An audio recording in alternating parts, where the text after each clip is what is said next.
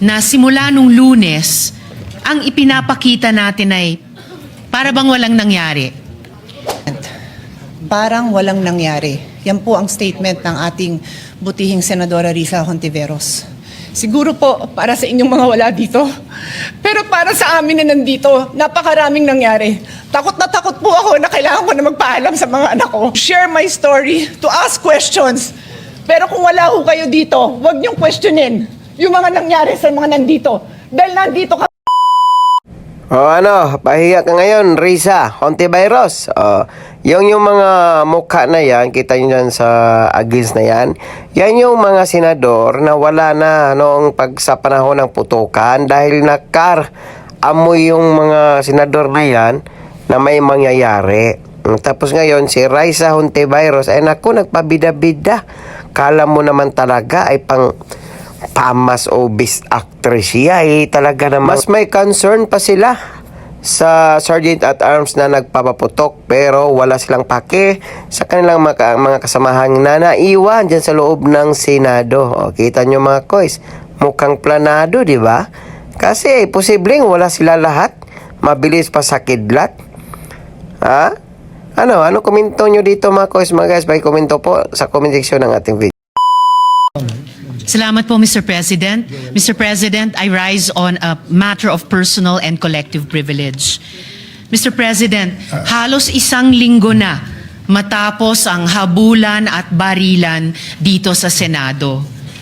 Sa loob-loob ko, hindi ako mapanatag na simula nung Lunes, ang ipinapakita natin ay para bang walang nangyari. Na para bang hindi nabastos ang ating institusyon, ang ating mga empleyado at ang mga Pilipino. Hindi maliit na bagay ang nangyari dito at lalong hindi dapat inaasa sa mga Facebook Live, press conferences at media interviews ang pagtatahi-tahi ng mga pangyayari. Ganito na ba talaga kababa ang inabot ng ating politika sa Pilipinas? Ito na ba tayo, Mr. President? Tuluyan na bang nilihis ng politika ang ating mga pamantayan sa pakikipagkapwa? The situation stooped so low that here, in and around these same august halls, may pwedeng magkasa ng baril sa harap ng mga sibilyan.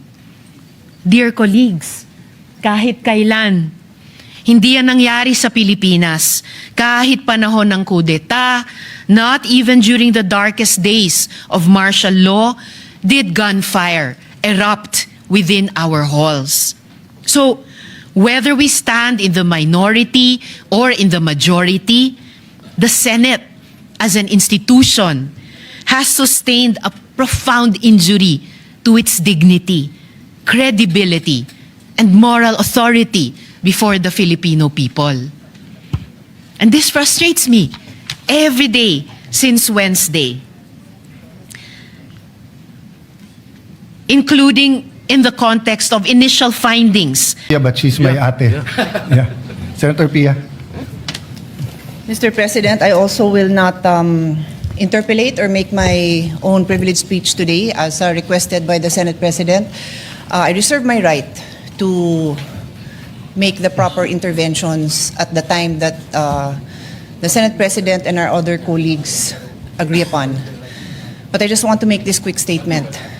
Parang walang nangyari. Yan po ang statement ng ating butihing Senadora Risa Hontiveros. Siguro po para sa inyong mga wala dito. Pero para sa amin na nandito, napakaraming nangyari. Takot na takot po ako na kailangan ko na magpaalam sa mga anak ko. At yung staff ko, 2 pintuan ang pagitan ko sa putukan. Yung staff ko na si Claire, na 20 years na sa akin, nandun siya sa labas. She has a 12-year-old son. Kinuwento niya sa akin late na tumatakbo siya, hindi niya alam kung saan siya pupunta. Kaya para sabihin niyo na walang nangyari. Napakasakit para sa aming lahat na nandito. And as I said, 2 pintuan na nagpo-protect sa akin sa putukan.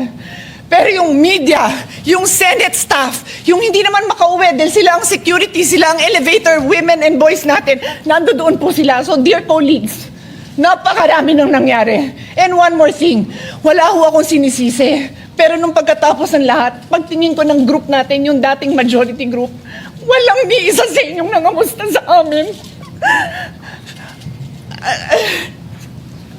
Some of you I've known for 20 years, 10 years, and I didn't even hear any of you say, kamusta na kayo dyan? Napakasakit na sa akin. Sobrang sakit. So yun ang masasabi ko. Yes, I am very ready to share my story, to ask questions. Pero kung wala ho kayo dito, huwag niyong questionin yung mga nangyari sa mga nandito. Dahil nandito kami, kasama ng staff namin, Senate staff. You have your own story, I respect that. But please respect my own story. Thank you, Mr. President. Thank you for watching. Please follow our Facebook page Duduiti 2.0 YT. And also we have our YouTube channel Kuya Doy or at Kuya_Doy.